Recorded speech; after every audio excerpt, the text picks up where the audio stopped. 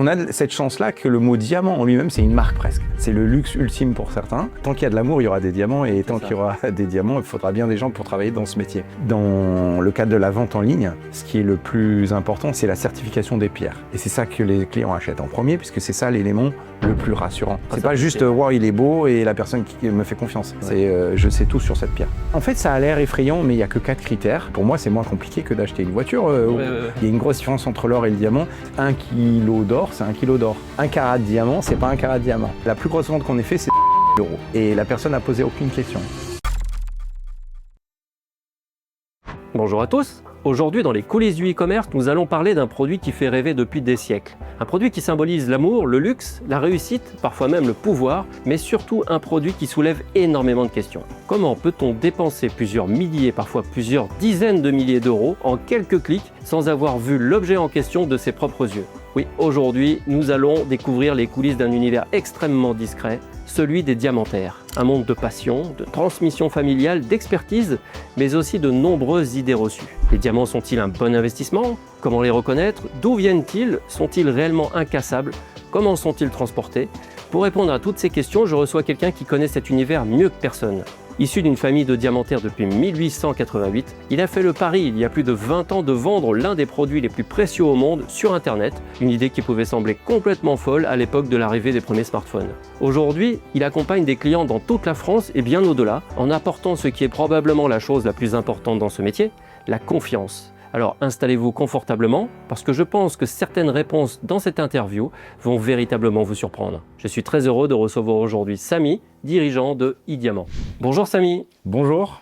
Merci de venir sur notre chaîne, raconter ton parcours. Avec plaisir. Avant de parler de diamant, puisque c'est la thématique du jour, j'aimerais parler de ta famille, puisque tu descends d'une lignée qui est depuis très très longtemps dans le monde du diamant. Dans mes recherches, on remonte à 1888. Alors, est-ce que tu peux déjà me raconter comment en 1888, on se retrouve dans l'univers du diamant? Déjà pour le localiser, c'est en Belgique, à Anvers. Donc je suis d'une famille de flamands anversois. Anvers, c'est une ville du nord de la Belgique, très près de la Hollande. Tout le monde ne le sait pas, mais la Belgique, depuis le 15e siècle, était déjà dans l'univers du diamant. On dit que c'est la capitale du diamant. C'est la capitale européenne du diamant. À l'époque, c'était la capitale mondiale, parce que l'Europe était le centre du monde. Ça ne l'est plus aujourd'hui, mais à l'époque, c'était la capitale carrément mondiale. Et en fait, depuis le 15e siècle, la Belgique avait un peu le monopole sur la taille du diamant. Pourquoi? Parce qu'en fait, c'est un Belge qui a inventé comment tailler les diamants. Jusqu'au 15e siècle, en fait, il n'y avait que des diamants bruts. On ne savait pas tailler un diamant pour le rendre brillant. Qu'est-ce qu'il a inventé, lui? La machine? Lui, il a inventé comment tailler un diamant avec un diamant. Parce qu'en fait, le diamant, c'est la matière la plus dure qui existe au monde. Et ils n'avaient pas compris comment le tailler, tout simplement. Et lui, c'est tout bête, mais finalement, avec un autre diamant, il a réussi, et c'est surtout ça son art, à donner des facettes au diamant et à le rendre brillant. D'accord. Donc le diamant qui était à l'origine vraiment apprécié pour ses qualités de rareté et aussi d'indestructible. Parce que diamant, ça veut dire indestructible. Dans quelle langue? En latin. Adamas. Latin. Adamas en latin, ça veut dire, ça vient d'Adamas, du latin Adamas, qui veut dire indestructible. D'accord. Et donc les plus forts, les puissants, les rois, cherchaient cette pierre parce qu'elle était très rare et indestructible. Donc ça symbolisait à la fois leur richesse, et leur capacité à aller chercher des ressources très rares, et en même temps, ça symbolisait leur pouvoir indestructible. Elle avait déjà une valeur avant d'être taillée Elle avait déjà une énorme valeur avant d'être taillée, oui, depuis plusieurs siècles. Mais c'est le 15e siècle qui apporte la taille et qui fait qu'un diamant, il est non seulement, il a déjà ces qualités-là, mais en plus de ça, il a une brillance exceptionnelle. Ça faisait plusieurs siècles que la Belgique était un peu le berceau de l'invention de la taille du diamant, et avec un véritable savoir-faire belge sur la taille. Et quand, à la fin du 19e siècle, il y a eu d'immenses découvertes de mines en Afrique du Sud, fin du 19e siècle, où en fait des mines très très importantes de diamants sont découvertes en Afrique du Sud, qui a un besoin énorme donc de tailler des diamants. Et c'est là où va se développer fortement l'industrie belge de la taille du diamant. Et pour répondre à ta question, comment on rend dans ce métier à cette époque-là? Tout simplement parce qu'il y avait des gros besoins. Et là, je ne serais pas, pour ma famille, vraiment, on ne sait pas, parce que ça, exactement qui a été le premier dans l'arbre généalogique à être devenu tailleur de diamants. Mais en tout cas, c'est c'est à cette date qu'on le chiffre plus ou moins et qu'on sait qu'il y a un de nos ancêtres qui commence à tailler des diamants. D'accord, donc tu as des ancêtres qui taillaient les diamants, pas des ancêtres qui allaient chercher des diamants en fin de compte. Non, on était spécialisé dans la taille du diamant. Ouais. On est resté en Belgique en fait et spécialisé dans la taille. Ouais. Ok. En ce qui te concerne, on va en parler un petit peu plus tard, mais tu as pris la relève. Est-ce que, du fait que ce soit une histoire familiale, déjà, est-ce que tous tes aïeuls, c'est comme ça qu'on dit, étaient tous dans le diamant, ou est-ce qu'il y a eu des interruptions? Qu'est-ce qui fait qu'aujourd'hui, toi, tu es à nouveau dans le diamant? Est-ce que c'était écrit, prévu, ou est-ce que tu y es venu Ils l'ont été tous, effectivement. Il n'y a pas eu d'interruption. Ouais. Je pensais faire l'interruption parce qu'effectivement, moi, j'avais prévu autre chose. J'ai fait des études de commerce. J'ai fait HEC à Paris. Je voulais plus faire une carrière dans un grand groupe à des fonctions marketing, commerciales. Bon, moi, j'ai grandi en France parce que mon père s'était marié avec une Française. Et donc, j'ai eu la culture française. Assez jeune, j'avais le goût pour l'économie. Et peut-être par les médias, par tout ça, j'étais plutôt attiré par une carrière dans un grand groupe. En fait, j'ai commencé ma carrière dans un cabinet de consulting créé par un ancien directeur d'Evian, qui avait créé une structure de conseil en marketing, dont ce cabinet, le client principal était Danone. D'accord. Donc en fait, j'ai commencé à l'opposé là. Au tout début à travailler pour Danone à l'opposé. Bon, ça m'a beaucoup plu. Et ce que j'ai le plus aimé, je me suis aperçu, parce que c'était un petit cabinet quand même de conseil en marketing qui avait été créé quelques années auparavant. Et je me suis aperçu que c'était pas finalement le grand groupe qui m'intéressait le plus, mais c'était la vie de ce cabinet. Et surtout l'aura et puis l'entrain de ce patron qui avait créé ce cabinet. Et finalement, toute cette activité de développement, plus que l'activité de gestion des grands groupes. Et surtout aussi, ce qui me plaisait, c'était de pouvoir cerner l'entièreté des problématiques de l'entreprise. Ce qu'on n'a pas chez Danone, parce que quand j'allais chez les clients, que ce soit Danone, Pepsi, enfin, on avait des gros clients comme ça, et ben, c'était vraiment avec que les services marketing sur une problématique marketing très précise, sans cerner vraiment l'entièreté de l'entreprise. Et alors que quand je me retrouvais dans les problématiques du cabinet, ben, j'avais une vision beaucoup plus globale et ça m'intéressait en fait plus tout simplement. Et c'est là où j'ai eu le goût. Et par le fait que dans ma famille on soit dans le diamant Anvers, je me suis dit un accès à encore plus les mains dans le cambouis, encore plus les mains dans l'entièreté de l'entreprise en allant à Anvers. L'entreprise existe depuis longtemps, il y a une continuité, jusqu'en 1999, où j'ai lu que le site idiamant.com a été créé. Oui. C'est devenu bien sûr le premier site de vente de diamants sur Internet, mais à une époque où Internet, c'était pas ce que c'est aujourd'hui. Donc, comment est-ce que ça a été perçu, l'arrivée sur la toile d'un site qui vend des diamants? En fait, ça s'est fait très progressivement. C'est mon père qui l'a créé en 99. Et mon père a tout de suite un peu adhéré à Internet et à cette vague de nouvelles formes de distribution. Et il a été curieux de ça, mais il l'a créé en 99, mais c'était d'abord qu'un site vitrine. Voilà, c'est ça. C'était longtemps, ça a été qu'un site vitrine, où justement, grâce au référencement, on en était au balbutiement de Google, mais comme il était un des premiers, finalement le site il remontait grosso modo assez vite quand quelqu'un faisait une requête autour du mot diamant. Et pendant des années, il y a eu une première, en 2005, version du site de vente en ligne, vraiment avec un panier, etc. Mais c'est en 2008 où on a vraiment consolidé tout ça et que c'est devenu pleinement un site de vente en ligne. Mais pendant longtemps, c'était plus un site de mise en relation avec des particuliers. Et ensuite, on rencontrait ces particuliers et c'est comme ça que l'affaire se faisait. Donc en fait, si tu vois, il y a eu une dizaine d'années où progressivement, ça s'est mis en place, pierre par pierre, si j'ose dire. Et donc voilà, c'est vraiment à partir de 2005-2010 que l'écosystème a été favorable à la vente en ligne et à devenir vraiment un site de vente en ligne. Mais moi, je me souviens, parce que j'étais à Anvers à cette époque-là, et en fait, on vendait essentiellement. L'entreprise à Anvers, elle est spécialisée dans le B2B, vendre aux professionnels. Donc, on vendait qu'aux professionnels.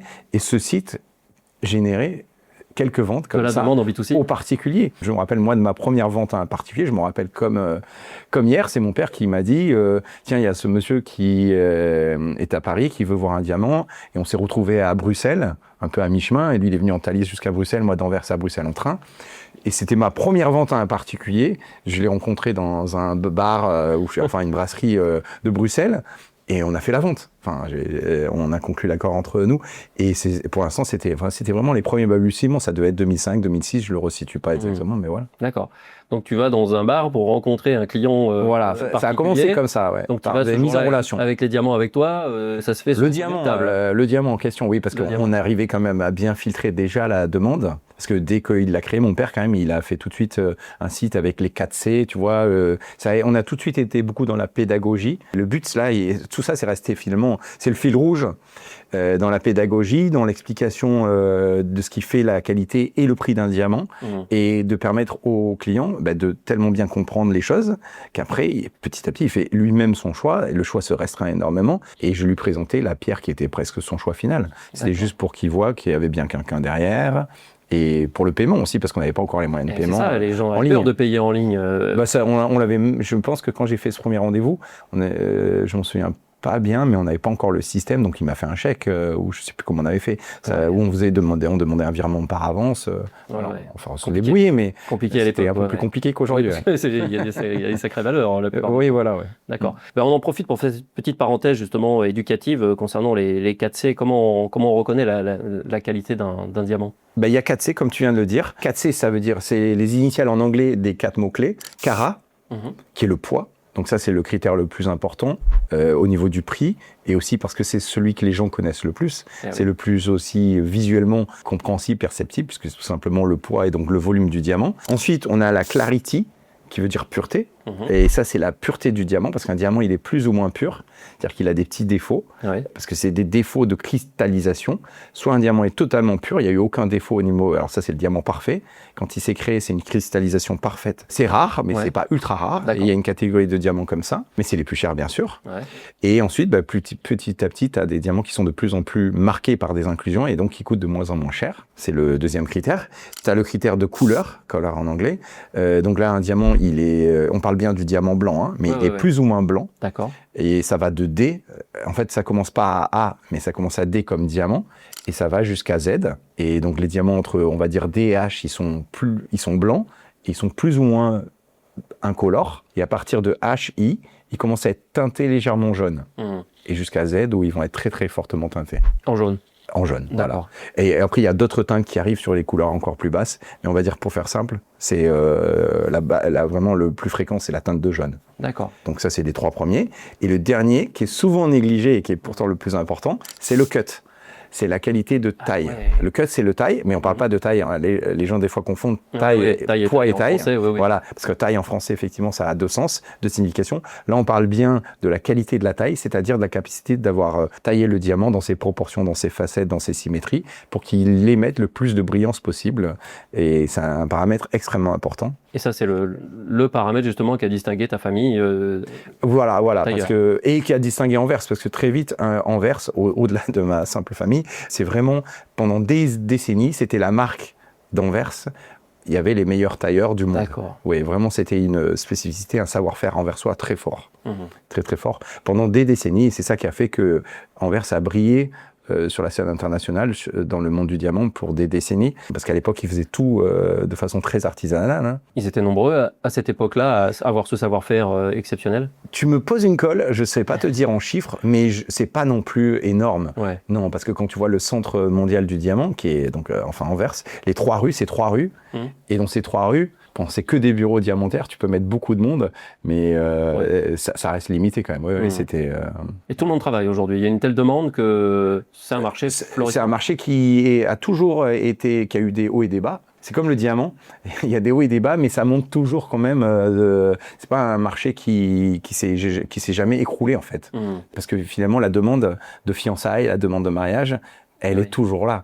Alors, tant qu'il y a de l'amour, il y aura des diamants, et tant qu'il y aura des diamants, il faudra bien des gens pour travailler dans ce métier. Donc oui, ça. Mais il y a eu des soubresauts, puis des gros changements, ça c'est indéniable. Alors en parlant de changement justement, toi tu arrives dans l'entreprise en 2008. Oui. Tu sors d'HEC. Ouais. Et tu te dis, on va franchir une étape, on va réellement passer à la vente en ligne du diamant. Là, pour resituer, on est à l'arrivée de l'iPhone 1.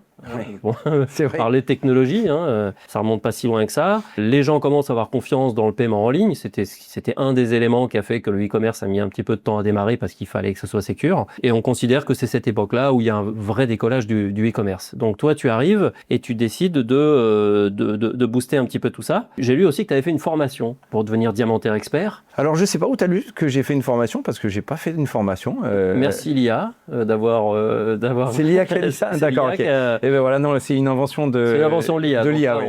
on illustre parfaitement l'hallucination. Voilà, une hallucination de l'IA. Non, moi j'ai appris le métier tout simplement avec ma famille et avec les gens qui travaillaient avec ma famille. Donc c'est D'accord. de bouche à oreille, comme ça se fait dans ce métier depuis longtemps. Surtout quand on a un lien familial dans ce métier et qui s'apprend en fait. On hérite de beaucoup de voilà, choses, on l'apprend sur le terrain et avec les gens qui vous entourent. D'accord. Donc c'est un métier de transmission pure. Il y a des formations, effectivement.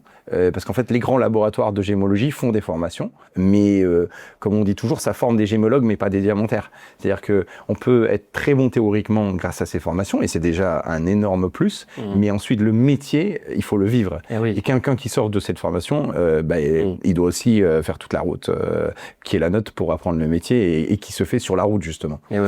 Et par contre, j'ai appris à trier les pierres là-bas parce que effectivement, la première chose que tu fais quand tu arrives dans ce métier, c'est pas de la vente, c'est pas de la taille, c'est tu regardes des pierres toute la journée et tu apprends à les évaluer dans leur qualité. Donc ça, j'ai fait ça pendant 6 mois, où je regardais des pierres du soir au matin. Et justement, par rapport à cette expérience-là, je reviens un petit peu en arrière quand tu disais qu'il y avait une notation de D à Z au niveau de la couleur du diamant. Oui. Un néophyte, est-ce qu'il est capable de voir une différence de couleur, sans appareil, sans expérience, entre le D et le Z ? Alors, entre D et Z, oui. Je te montre une pierre D et une pierre Z, ça te saute aux yeux la différence. D'accord. Entre une D et un F, ça va être plus dur. DH un peu plus facile, tu vois. Plus l'écart est grand, bien sûr, plus ça se voit. Mais entre D et Z, il n'y a pas photo, oui. Même entre un D et un I, tu le vois. D'accord. Ouais. Et après, ça dépend des yeux. Il y a des gens qui sont plus sensibles aux différences de nuances de blanc que d'autres. Ça, je le vois très bien parce que je reçois quand même des clients, même si on est spécialisé dans la vente en ligne, dans la région, je reçois des gens. Souvent, ils veulent voir justement ces différences. Et c'est très relatif aux yeux de chacun, en fait.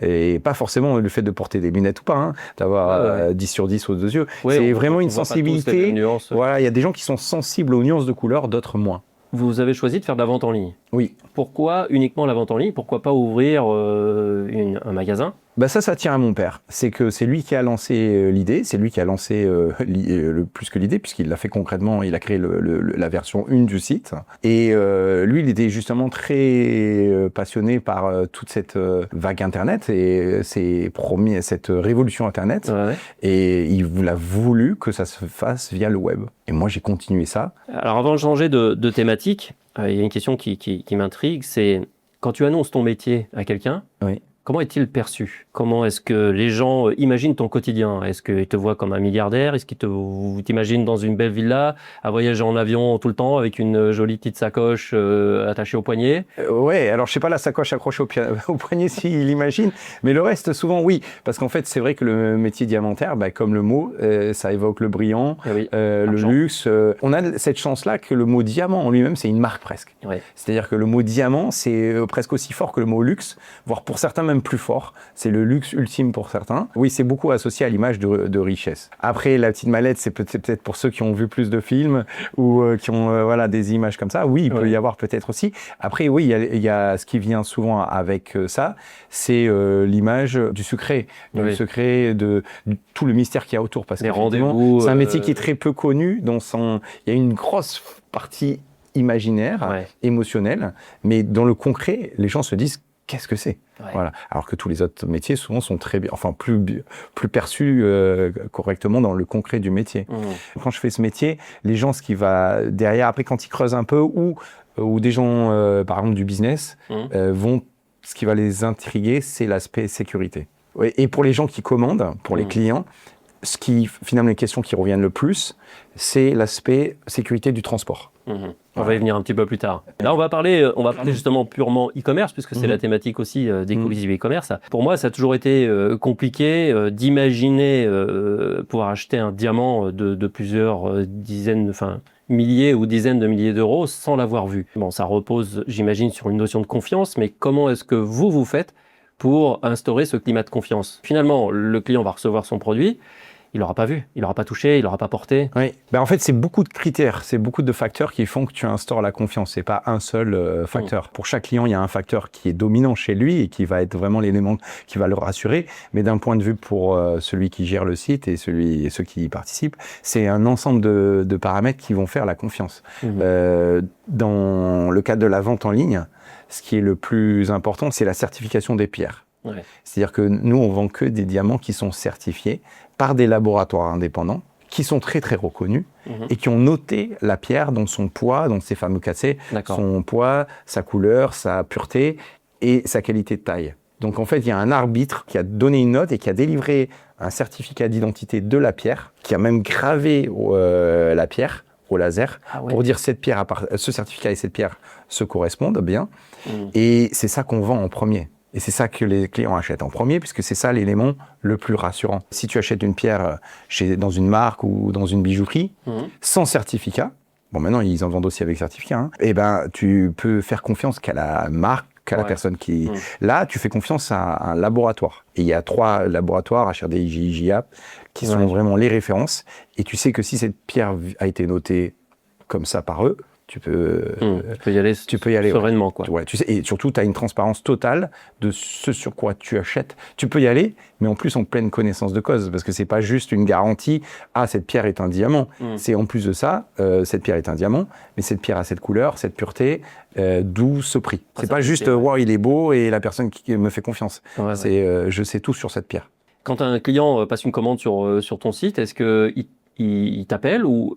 Comme n'importe quel produit, tu vois quelqu'un arriver sur ton site, il va se balader de page en page, il passe sa commande, il s'en va, ou est-ce que... il se balade de page en page, oui. Il y a quand même, quand on regarde les statistiques, il y a beaucoup de pages qui sont vues, beaucoup les pages de pédagogie, c'est les pages dominantes, les pages bien sûr de listing, qui sont dominantes, mais ensuite c'est les pages d'explication, de pédagogie. Quand j'ai les gens au téléphone, je m'aperçois que la première chose où ils nous remercient en général, c'est grâce à votre site, j'ai bien compris le diamant.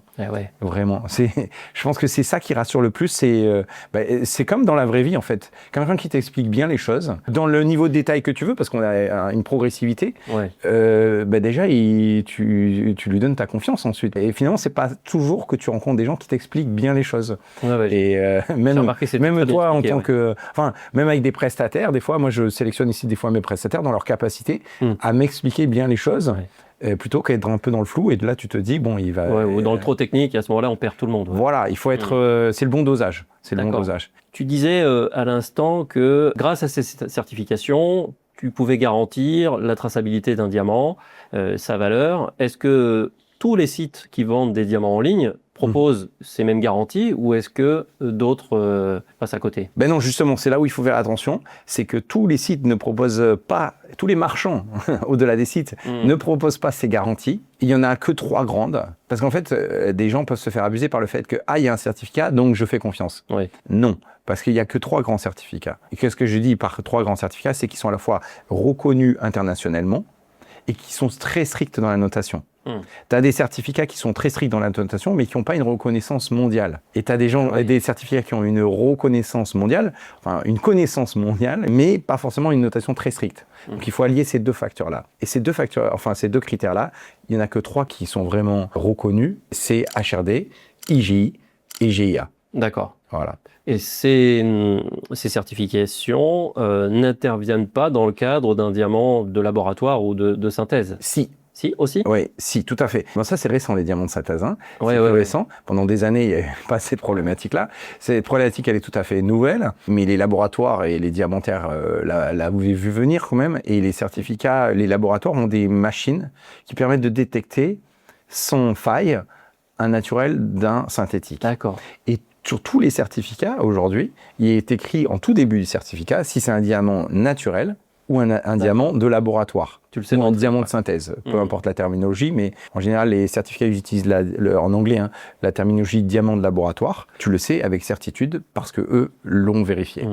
Voilà. Et est-ce qu'ils ont le contrôle à la fabrication du niveau de qualité? Est-ce qu'il y a une seule qualité ou est-ce qu'il peut y avoir là aussi, comme dans les diamants? Non, il y a aussi plusieurs qualités. Plusieurs qualités? Parce qu'en fait, le diamant de laboratoire, il faut savoir que c'est un diamant qui est reproduit par une machine, mais comme dans la nature. C'est-à-dire qu'il recrée les conditions de température, de pression qui sont celles sous terre pour créer le diamant. Et donc, il crée un diamant un peu de la même façon que la terre peut créer le diamant, mais par une machine. Donc, forcément, ils ont aussi ce jeu de hasard de quelle couleur va avoir la pierre, quelle pureté. Alors bien sûr, puisque c'est une machine qui le fait, de plus en plus ça se maîtrise, mais il y a quand même une part aléatoire. Et puis de toute façon, il y a aussi un besoin pour les clients d'avoir différentes couleurs, différentes puretés. Donc ils sont capables de répondre aussi à cette diversité. Ça se commande pas au moment où on fabrique le diamant. On dit pas voilà, je veux tel niveau de qualité. On n'a pas la maîtrise là-dessus. Alors moi, je suis un spécialiste du diamant naturel. Ouais. Donc les diamants de laboratoire, je maîtrise pas toutes les innovations technologiques. Et je pense qu'ils vont de mieux en mieux maîtriser et savoir obtenir ce qu'ils veulent. Toi, t'en vends pas sur ton site? Moi, j'en vends pas, non. Alors, passons à la rubrique ce qu'on sait ou ce qu'on ne sait pas des diamants. Je pense que 95% des gens ne seraient pas capables de reconnaître un vrai d'un faux diamant. Justement, à l'œil nu, par rapport à ce diamant naturel et ce diamant synthétique, est-ce qu'un néophyte est capable de faire la distinction? Non. Non, c'est impossible parce qu'en fait, c'est dans les deux cas du diamant. C'est ça qu'il faut il faut faire attention parce que là tu me parlais des vrais et des faux diamants. Oui. Distinguer un vrai d'un faux diamant, c'est faisable. Oui. Distinguer deux vrais diamants, mais l'un d'origine naturelle, l'un d'origine humaine, enfin d'une machine, issue d'une machine, ça c'est beaucoup plus dur parce que dans les deux cas c'est un diamant. C'est juste l'origine qui est différente. Et donc en fait il faut une machine aussi pour aller détecter dont la composition du diamant même, mais chimique, et du diamant, la différence, tu vois. Ah ouais, c'est subtil. Hein. Voilà, c'est très subtil. Ouais. Alors qu'un diamant, distinguer un diamant d'une autre pierre qui ressemble au diamant, ça c'est beaucoup plus facile. Mais bon, ça dépend pour qui. Mais par exemple, distinguer un vrai diamant d'un morceau de verre ou d'un zirconium, c'est assez facile dès lors qu'on a enfin ça je l'explique facilement aux gens. Si tu veux, un diamant n'a pas de transparence. Parce qu'un diamant, c'est comme le reflet du soleil sur la mer. Si tu veux, la lumière, elle s'y reflète. Donc on ne voit pas à travers. Parce que c'est ça le principe de la brillance, c'est que la lumière rebondit sur la pierre. Elle rentre dans la pierre, mais elle rebondit, elle ressort par l'extérieur. Ce qui fait que le diamant, tu ne vois pas à travers. Alors qu'un bout de verre, tu vois à travers. Oui. Donc si tu prends quelque chose de couleur et tu le mets derrière la pierre, si tu vois bien la couleur apparaître, c'est que c'est transparent. Si tu ne vois pas bien la couleur, c'est que c'est un diamant. Et enfin, il y a encore d'autres choses à vérifier. Mais tu es sur la bonne piste, ouais. D'où viennent les diamants qu'on achète aujourd'hui? Ouais, alors les diamants, il y a quand même une origine principale qui est les pays d'Afrique du Sud, dont l'Afrique du Sud en tant que pays aussi, mais la région d'Afrique du Sud est quand même là le berceau le plus riche en diamants. Donc, ce que soit le Botswana, qui est le gros producteur, mais tu as aussi la Namibie, donc l'Afrique du Sud que j'ai déjà dit. Et ça, c'est vraiment des grosses sources d'extraction. Tu as aussi le Congo, mais qui est plus sur des diamants de qualité industrielle, de qualité un peu plus basse.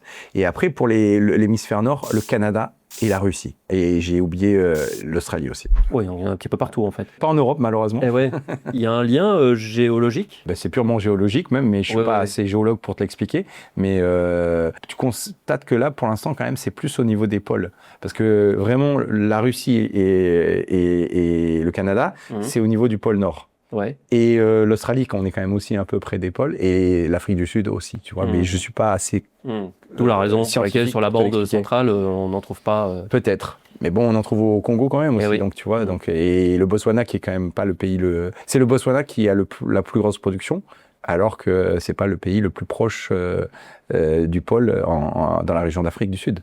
Donc non, c'est beaucoup de paramètres. Je te propose un petit quiz maintenant, auquel tu peux répondre par oui ou par non, mais tu as aussi le droit de développer si les questions sont intéressantes. Un diamant est-il indestructible? On disait tout à l'heure que non, mais d'un autre côté, on utilise des diamants pour tailler des diamants. Alors, oui et non, mais en fait plus non, puisqu'un diamant peut tailler un diamant, donc peut détruire une partie du diamant. Et aujourd'hui, on taille aussi avec des lasers.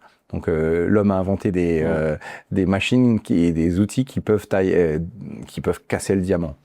Mais il y a dans la nature, ce qui a été fait, on va dire, par la création, c'est effectivement seul le diamant peut casser le diamant. D'accord. On en a parlé un petit peu tout à l'heure, mais tous les diamants prennent-ils de la valeur? Alors, l'avenir le dira, hein, parce que ça, jusqu'à présent, oui, mais c'est toujours incertain. Tout ce qui est valorisation d'un objet, ça, Dieu seul le sait sur le futur, ce qui va se passer. Mais on va dire que sur ces dernières décennies et sur ces derniers siècles, oui. Est-ce qu'on peut se casser le nez en achetant un diamant de mauvaise qualité, qu'il prendra jamais de valeur? Ah oui. Oui. Parce que le risque du diamant, en fait, en tant qu'acheteur, c'est vraiment de mal juger de sa qualité. Parce que c'est le risque principal, c'est de mettre derrière le mot diamant toutes les qualités, Oui. Enfin, voilà, le mot diamant, on n'a dit que le mot diamant derrière. Le diamant est unique, mais à l'intérieur de ce mot... Oui, qu'est-ce que c'est quel est son poids, quelle est sa couleur, quelle est sa pureté. Voilà, il faut pas se laisser trop distraire par le mot diamant. Vraiment, il faut se pencher un peu sur la question. C'est une matière, c'est comme toute matière, le bois ou que sais-je. Ça demande une certaine connaissance pour savoir quelle est la qualité de cette matière spécifiquement. Acheter un diamant sur Internet est-il risqué? Alors, sur ton site, non. Parce que c'est bien expliqué, et puis ça fait longtemps que tu es en place, mais on en parlait tout à l'heure, tout le monde ne respecte pas forcément les règles que vous imposez. Oui. Donc, est-ce qu'il faut vraiment faire attention quand on va sur un site Internet pour acheter des diamants? Oui, mais je dirais de façon générale, il faut faire attention, que ce soit sur Internet ou pas, parce qu'on peut se faire avoir aussi par un bijoutier. Donc, il faut par n'importe qui, par n'importe quel revendeur, mais c'est vrai dans ce métier comme dans d'autres métiers. Il y a des gens de confiance, des gens qui sont pas de confiance. Et bien sûr, c'est à l'acheteur de repérer ça, d'évaluer ça. C'est pas toujours facile, j'en ai conscience. Sur Internet, ça peut encore plus effrayer parce qu'il y a la distance, mais par contre, ça peut aussi encore plus rassurer parce qu'il y a le temps de l'explication, il y a le temps de la comparaison et il y a les certifications. Donc oui, il faut faire extrêmement attention et je dirais que la première chose à faire, c'est vraiment vérifier les certifications encore une fois. Est-ce que c'est bien les bonnes certifications et est-ce qu'on ne me trompe pas à un moment donné sur le site? Par exemple, récemment, j'ai un client qui me contacte, qui me dit là, j'ai trouvé sur un autre site, que je ne citerai pas, une pierre qui est bien moins chère que la vôtre pour les mêmes critères. Et en fait, dans l'affichage, il citait les mêmes critères, mais quand on consultait le certificat qui faisait référence à cet affichage, c'était pas la même pierre. D'accord. Voilà. Ah oui, ok. Ouais, donc là, c'est vraiment abuser de la confiance des gens, c'est-à-dire ce qui est annoncé n'est pas la réalité. Mais par contre, ils avaient quand même mis le vrai certificat, parce qu'il faut bien qu'ils vendent la vraie pierre, et ils espéraient peut-être que le client, il se trompe, mais une fois qu'il a reçu, je sais pas comment raisonnent ces gens qui font ça, c'est pas trop ma mentalité, mais voilà, il faut faire attention à ça. Et donc être attentif sur les critères. Il faut s'y connaître, il faut bien se documenter avant de se lancer. Voilà, c'est pas... en fait, ça a l'air effrayant, mais il y a que 4 critères. Il y en a d'autres, mais c'est les 4 critères principaux. Et il faut faire attention à ça. Mais pour moi, c'est moins compliqué que d'acheter une voiture ou un autre bien. Toi, Non, il y a quand même pas une panoplie énorme de critères à savoir. Et se dire, je pense que le meilleur conseil que je peux donner aux gens, c'est que quand il y a des gros écarts, une affaire en or qui a l'air une affaire en or, c'est que il faut se méfier. C'est que souvent, parce qu'en fait, à qualité égale, on peut avoir des petits écarts de prix, mais pas des écarts de prix monumentaux. Justement, par rapport à la valorisation, le diamant est-il plus rare que l'or? Non, c'est beaucoup plus rare. Oui, excusez-moi, je dis non, mais c'est beaucoup plus rare parce que l'or, c'est quand même, il y en a plein les banques. C'est une monnaie. Au-delà d'être utilisé dans la joaillerie, c'est surtout une monnaie. C'est un étalon. C'est conservé par énormément. Les Chinois en ont beaucoup, les Russes en ont, toute l'Europe, l'Occident en a. Donc non. Et aussi, il y a une grosse différence entre l'or et le diamant, c'est que l'or, en fait, 1 kilo d'or, c'est 1 kilo d'or. Oui. On va pas parler d'1 kilo de diamant, parce que ça ferait beaucoup, mais 1 carat de diamant, c'est pas 1 carat de diamant. Encore une fois, selon la qualité. Alors que l'or, il y a les titrages, 18 carats, 14 carats, mais si on parle d'or 18 carats, 1 gramme d'or 18 carats, c'est le même partout. Et c'est le même quel que soit le gramme. Enfin, il y a une seule qualité. Le diamant, c'est ça. Voilà, à l'intérieur de cette notion-là, il y a encore d'autres paramètres. Voilà. Donc, il n'y a pas un prix au carat. Des fois, les gens m'appellent et me disent quel est le prix au carat. Ben non, justement. Voilà, il n'y a pas de prix au carat. Si je dispose d'un budget de 10 000 euros, tu me conseilles quoi? Un gros diamant de moyenne qualité ou un plus petit mais de qualité exceptionnelle? Bonne question. Déjà, j'essaie de comprendre un peu quelle est ta perception du diamant, comment tu vois les choses, pour essayer de mieux te répondre, parce que ça dépend des gens en fait. Pour faire simple, et c'est on a 4 offres sur le site qui essaient de résumer ça et que les gens aiment beaucoup, c'est soit tu cherches la perfection, et là, tu vas prendre les meilleurs critères de couleur, de pureté, de taille. Mais bien sûr, tu vas un peu rogner sur la taille de la pierre. Et tu vas donc avoir une approche vraiment de recherche de perfection en termes de qualité. Soit tu vas avoir une approche équilibrée. C'est-à-dire que tu vas prendre des critères qui sont... La pierre n'est pas parfaitement blanche, mais elle reste quand même dans un bon blanc. Pas parfaitement pure, mais dans une pureté quand même on n'a pas grand-chose à reprocher. Et dans ce cas-là, tu vas un peu plus maximiser ton poids en carat. Et là, c'est une offre que nous, on appelle l'offre équilibre. D'accord. On a l'offre perfection, on a l'offre équilibre. Forfait. Voilà, c'est ça. Et c'est pour en fait des types de personnalités. Et on a une offre aussi volume, où là, les gens vont maximiser le poids de la pierre, quitte à avoir des critères de qualité moindres, tu vois. Et après, là, c'est un peu parce que c'est pas vrai, mais c'est pour grossir le trait. On va dire que les mentalités un peu type américaine vont être plutôt dans l'offre volume, c'est-à-dire avoir une pierre pour vraiment avoir un effet visuel maximisé. Ceux qui recherchent la perfection, c'est souvent, ça vient un peu de la culture, on va dire, japonaise ou asiatique. Ils veulent vraiment que le diamant soit pur. Ils recherchent plus la pierre, moins pour ses effets visuels que pour sa symbolique. Et là, ils vont rechercher la perfection. Et tu as peut-être une approche un peu plus occidentale ou française, en tout cas, qui va être plus dans l'équilibre, qui va rechercher un peu un compromis entre les deux. Et en France, ce qui se vend beaucoup, c'est justement un peu ces offres équilibre. Et c'est ce que les bijoutiers vendent beaucoup aussi. Voilà. D'accord. On va parler maintenant des coulisses d'une commande, qui inclut la partie transport, majoritairement, puisqu'on est là, bien sûr, pour parler des coulisses du e-commerce. Quand quelqu'un passe une commande sur ton site, qu'est-ce qui se passe chez toi, dans ton entreprise? Alors, tout simplement, déjà, il faut, nous, on a un stock en ligne de pierres qui est à Anvers. Et quand une commande est faite, il faut vérifier si la pierre est bien toujours disponible. On actualise au maximum le stock, puisqu'on a des ventes aussi à Anvers de professionnels, donc ça tourne en permanence. On essaie d'actualiser le stock le plus fréquemment possible, mais bon, la commande, elle arrive à la seconde précise, et il faut vérifier si la pierre, elle est toujours là. Si la pierre n'est plus là, nous, tout de suite, le client reçoit un mail de confirmation qu'on a réceptionné sa commande, mais qu'elle est sous réserve de disponibilité. C'est un stock qui vous est propre ou c'est un stock commun Alors, c'est un stock c'est impossible d'avoir, en tant que société à Anvers, tout. Parce que, comme tu l'as compris, il y a beaucoup de critères et beaucoup de poids. Donc, en fait, c'est impossible de tout couvrir. Donc, nous, on passe par la société Anvers, mais aussi par d'autres confrères d'Anvers, pour avoir une offre la plus globale possible et répondre à toutes les demandes d'un acheteur Internet. D'accord. Et si la pierre n'est pas disponible, on s'engage, on l'a toujours fait, à proposer au client soit une pierre similaire, soit une pierre mieux au même prix. C'est-à-dire qu'au pire, tu es upgradé, en fait. Ah oui. Voilà. Donc, pour que le client achète sans risque, pour lui, au niveau de ce qu'il va recevoir. Donc, même s'il n'y a pas de disponibilité de cette pierre précisément, il peut que y gagner, en fait. Et à chaque fois, on propose la pierre.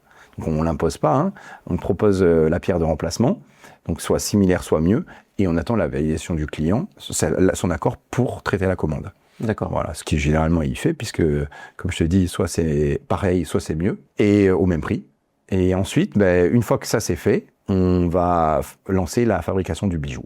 D'accord. Voilà. Alors là, on parle pas que de la pierre, mais le client a demandé la pierre plus le bijou. Effectivement, parce qu'il y a des gens qui commandent que la pierre, mais dans le cas où le client commande la pierre et le bijou, ce qui est dans 80% des cas, c'est quand même l'ensemble que la personne achète. Et là, on fabrique, parce que nous, on fabrique que du sur-mesure, c'est-à-dire qu'on n'a pas de monture préfabriquée. On va vraiment réaliser chaque monture en fonction des dimensions de la pierre.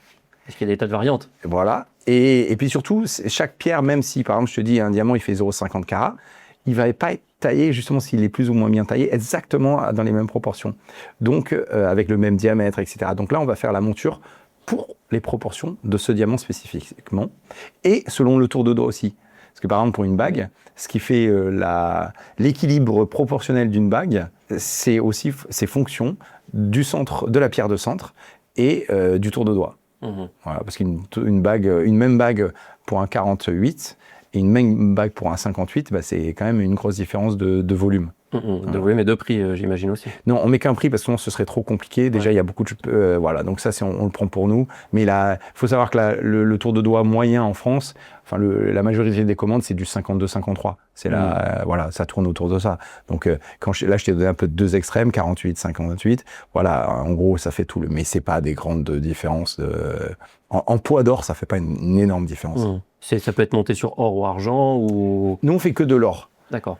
Et on fait que de l'or 18 carats. Parce que le diamant, c'est quand même la pierre précieuse par excellence. Et donc, ça va mal avec l'argent. Et ça va mal avec l'or quand même 9 carats ou 14 carats, même si certains le font. Mais le 18 carats, c'est le titrage de l'or de la haute joaillerie, de la belle joaillerie. Donc, on fait en 18 carats. Voilà. Il y a plus que le 18 carats. Mais après, c'est un or qui est un peu mou. Ouais, c'est ça, il est fragile. Voilà, qui va pas bien tenir dans le temps. Donc, c'est super pour faire des défilés, pour faire du prestige. Mais quand même, le standard de la belle joaillerie, c'est le 18 carats. Parce que c'est ce qui va pas se déformer dans le temps et qui est quand même titré avec beaucoup d'or. Combien de temps le client attend-il entre le moment où il passe sa commande et le moment où elle est réalisée? S'il commande que la pierre, c'est de l'ordre de 1 à 2 semaines. Mais s'il commande bien sûr le bijou, c'est un peu plus, le temps de le fabriquer. Et on est sur 3 à 4 semaines. Et si c'est un projet sur mesure, parce qu'on fait beaucoup des projets sur mesure aussi, de la pure création, là on va être sur 4 à 5 semaines. Parce qu'il y a 1 semaine, 2 semaines de phase de création avec le client du modèle avant de le fabriquer.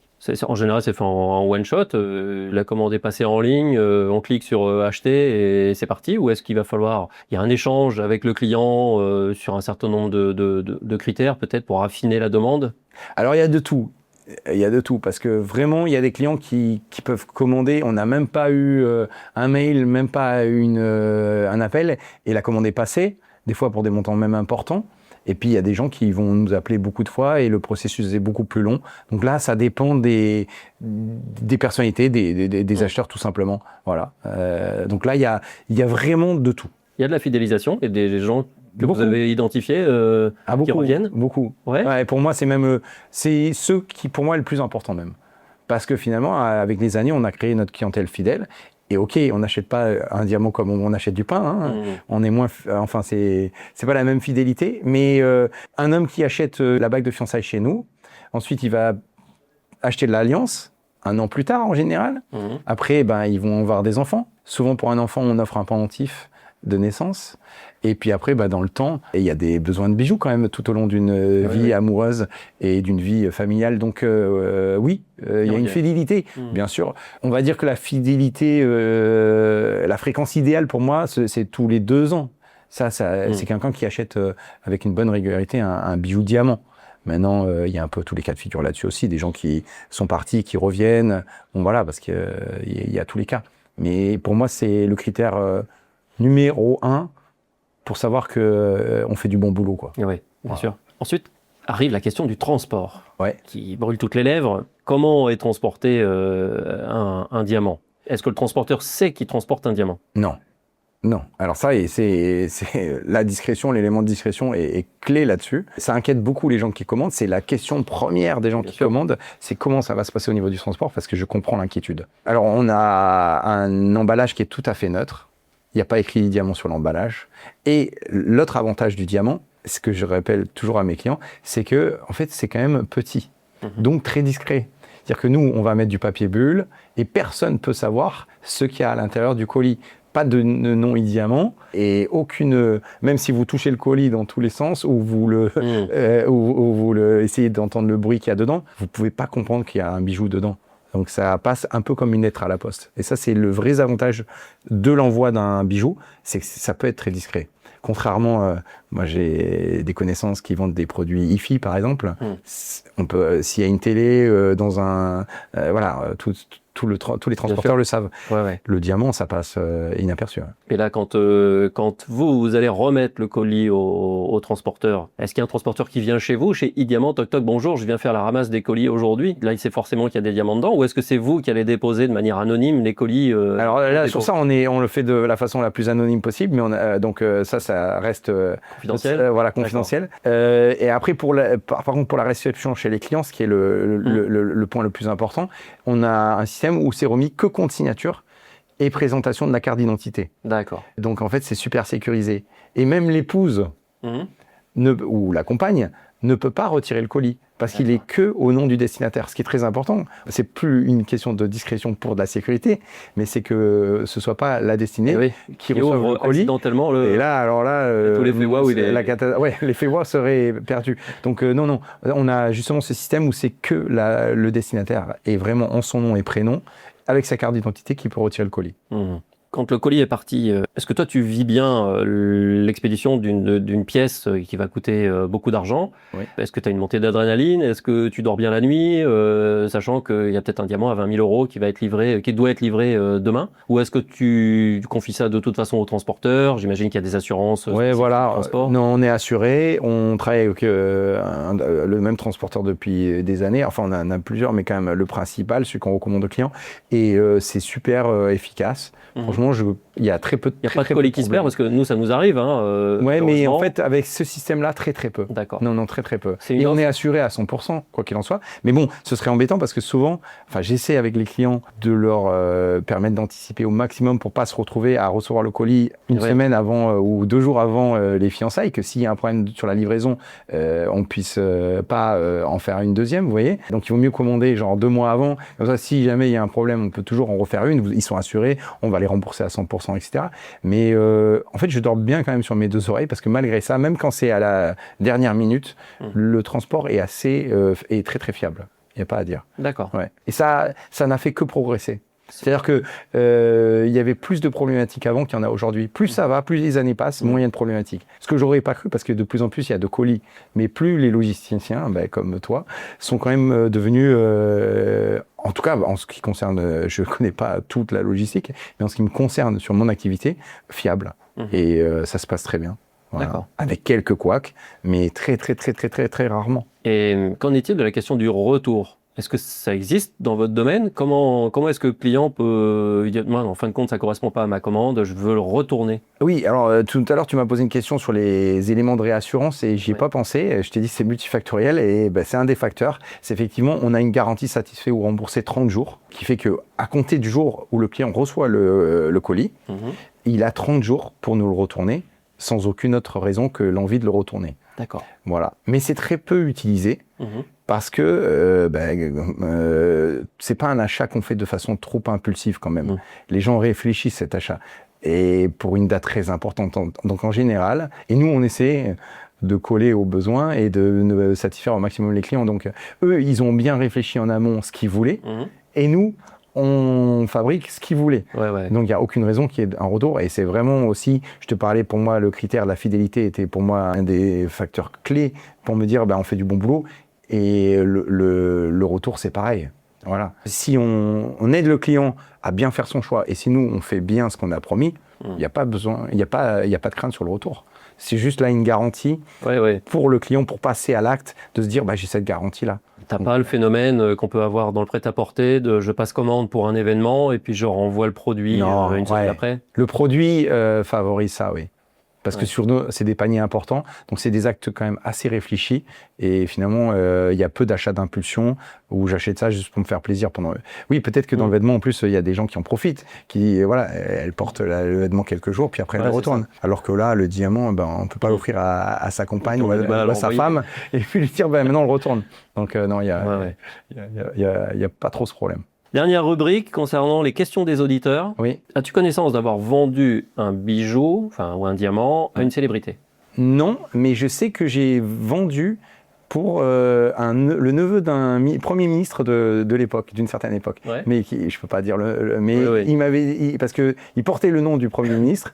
Et je sais pas si c'est moi qui ai posé la question ou pas, mais il m'a dit qu'il en était un neveu. Voilà. Mais il fallait pas que je le dise. Voilà. Mais c'est la seule. Mais j'ai pas vendu directement à une célébrité. Encore faut-il l'avoir vu. Je sais que nous, dans notre activité logistique, parfois, on regarde les noms des clients quand on prépare des commandes et on voit effectivement les gens connus. Ça peut arriver, mais il faut avoir le nez dessus. Voilà. On a eu un client qui faisait des chaussures, des sandales. C'était un ancien footballeur et on a envoyé des sandales à tous les footballeurs les plus connus de l'époque, notamment. On a livré des plateaux de télé avec des présentateurs qui devaient avoir la chemise au moment où il fallait faire le JT, par exemple. Excellent. C'était marrant, ce genre d'anecdote originale. Quelle est la valeur de ta plus grosse vente? Alors, la vente en ligne, vraiment, parce que c'est notre cœur d'activité, la vente en ligne. La plus grosse vente qu'on ait fait, c'est 120 000 €. Voilà. Et la personne n'a posé aucune question. Ah, c'est cette fameuse vente où on appuie sur le bouton, on paye. C'est ça.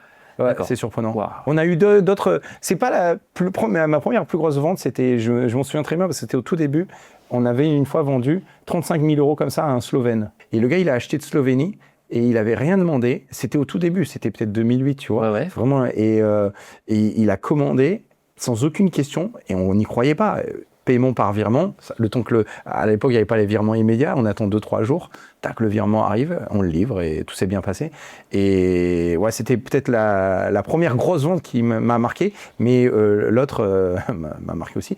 Et pareil, il a posé aucune question. Et pour la petite anecdote, quand moi je me suis quand même là pour le coup un peu stressé que le colis arrive bien, quand je vois que le colis est livré, je l'appelle pour savoir si tout était bien. Il m'a dit, oui, c'est parfait, désolé, mais par contre, j'ai très peu de temps, je peux pas trop vous parler, mais merci. Et voilà. Et ça a été en 5 secondes, mais le mec était très content.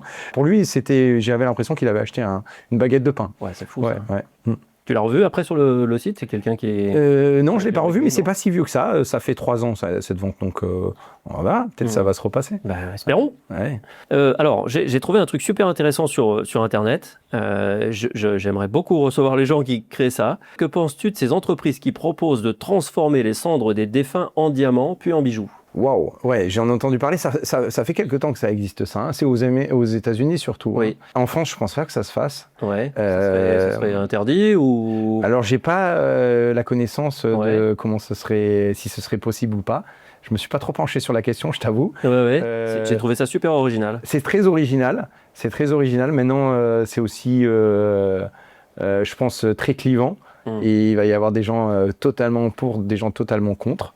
Moi, j'ai pas d'avis sur la question. Honnêtement, je me suis même pas posé la question, vraiment. Donc, tu vois, j'ai pas essayé. Ça m'a pas donné une idée de business, ni une idée personnellement. Je pense que c'est j'ai pas trop d'avis sur la question, j'avoue. D'accord. Et ma dernière question concernerait justement l'actualité. Penses-tu que l'intelligence artificielle, à un moment ou à un autre, va pouvoir amener la même expertise que les gens qui font ton métier? Alors, elle peut apporter beaucoup d'expertise. Ça, c'est indéniable. On le voit tous. Mais par contre, il faut bien savoir comment elle fonctionne. C'est du big data. Elle est très forte pour trier de la data. Et c'est de la probabilité.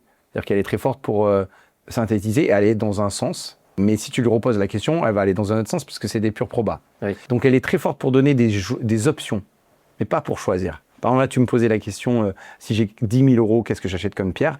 Si tu poses la question à l'IA, elle va te donner des réponses, mais au fond, quand même, c'est ta personnalité et ton ressenti qui compte plus que la réponse de l'IA. Et après, autre point, il faut quand même se méfier de l'IA. Et personnellement, je le découvre aussi, de plus en plus, c'est que quand tu poses des questions qui sont liées à ton métier, et j'encourage tout le monde à faire ça, tu t'aperçois des erreurs de l'IA beaucoup mieux, parce que c'est ton domaine d'expertise. Complètement. Donc si tu poses beaucoup de questions dans ton métier, tu t'aperçois qu'il ne faut pas trop faire confiance aux réponses dans les sphères où là, tu t'y connais pas. Voilà, donc si tu interroges l'IA sur une maladie et que tu vas voir ton médecin, ou dans des cas moins graves, mais par exemple sur les aspects, moi j'interroge beaucoup l'IA sur les aspects de e-marketing. Et ensuite, quand je débat de ça ou quand j'échange de ça avec les experts qui m'accompagnent sur le e-marketing, on relativise beaucoup, ou on remet beaucoup en question ce que l'IA a dit ou a préconisé. Donc oui, c'est à prendre avec des pincettes. Et dans mon métier, justement, je m'aperçois des 2 écueils de l'IA les plus courants que je vois là. Sur le diamant, les gens qui recherchent avec l'IA ont tendance ensuite à problématiser des points qui sont vraiment, en fait, très peu problématiques. Et ça va mettre le curseur de l'attention à un endroit qui pose très peu de problème. Et je vais être encore plus concret. Dans les diamants des inclusions, il y a des caractéristiques. C'est-à-dire qu'une inclusion, elle ressemble soit à un nuage, soit elle ressemble à un point noir, soit... C'est comme des nuages dans le ciel, en fait, les inclusions. C'est-à-dire que tu as toutes les formes, et c'est blanc ou noir. Et les gens vont vraiment, maintenant, faire très attention à ça. Alors qu'il y a des inclusions, par exemple un VS1, où c'est imperceptible que avec une loupe x10. Donc que ça ressemble à un nuage blanc ou à une plume, on s'en fout en fait. Tu vois, et ça n'a aucune à moins que tu sois attaché au mot en lui-même, etc. Mais des fois, ou alors ils vont s'attacher au pourcentage précis que doit faire la table, etc. Alors que ça va mettre le curseur des fois trop loin. Et à la limite, il n'y a pas de souci à pousser les curseurs loin. Mais parfois, c'est au détriment finalement de ce qui est le plus important et de choses plus importantes. Et donc de noyer un peu le poisson en fait. Ça, c'est un risque de l'IA. Et sur la création de bijoux, ça donne des choses complètement incongrues. C'est-à-dire qu'on a des demandes de bijoux où en fait la vue de face n'est pas du tout conciliable avec la vue de profil. Mais pour un individu lambda, enfin quelqu'un qui est pas expert du bijou, il va dire ça marche. Si moi je fais un meuble avec l'IA, je vais croire que ce meuble est possible. Quelqu'un qui sait construire un meuble, il va me dire non mais ça c'est pas réalisable, ça peut mal. Tu vois, donc ça c'est les écueils, c'est un peu un miroir aux alouettes aussi où ça peut être très trompeur visuellement l'IA. Voilà, mais il y a des écueils comme oui, puis c'est amené certainement à évoluer aussi, peut-être avec le temps, mais c'est pas vraiment un marché de niche qui va nécessiter de gros investissements pour arriver à développer des IA spécialisées dans ton métier, en fin de compte. Bon, peut-être ça. Non, l'IA va forcément aider. Non, tout ce qui est création sur mesure, moi j'y crois beaucoup, que ça va être une aide visuelle importante. Mais aujourd'hui, c'est une source d'erreur aussi. Mais c'est aussi ça permet aussi de visualiser des choses qu'on pouvait pas visualiser avant si facilement. Donc oui, il y a des. C'est juste qu'il faut bien garder en tête que c'est que un enchaînement de données et de probas. Et surtout, je trouve que sur le côté d'un choix d'un diamant, d'un choix d'un bijou, il faut toujours en revenir à l'émotion et au ressenti initial du client, tu vois, et pas se laisser trop dérouter par tout ça. C'est pas trop compliqué de limiter l'offre en fin de compte, parce que vous avez un catalogue qui est scalé. Est-ce que tu aurais la volonté de l'étendre infiniment pour toucher tous les clients, ou est-ce que tu restes dans un style, dans ton style en fin de compte Oui, justement, c'est une bonne question, parce que c'est une question que je me suis toujours posée et auquel j'ai pas la réponse. C'est-à-dire que, comme on propose des diamants certifiés, il y a beaucoup de poids, beaucoup de couleurs possibles, et il y a des sites qui affichent, je sais pas, 200 000 pierres en stock. Le client, il est 200 000. Comment tu vas choisir parmi 200 000 pierres, hein? Trop de choix, tu es le choix, comme on dit. Mais si tu proposes trop peu, on n'est pas... moi, c'est pas un site où, comme une marque, on va imposer une certaine qualité. Dans une marque, tu choisis la marque, tu choisis pas la qualité du diamant. Donc nous, on veut être un peu dans cet entre-deux. Et j'ai toujours été dans la logique où on a entre 3 000 et 5 000 pierres en stock, ce qui est déjà énorme. Mais quand tu filtres avec les critères de couleur, de pureté, après, très vite, si tu filtres bien, il te reste 4-5 pierres à départager. Mais si tu as 200 000 pierres, malgré ces filtres... voilà, donc pour moi, le bon curseur, par mon expérience, c'est 3 à 5 000, mais voilà, ça reste un arbitrage.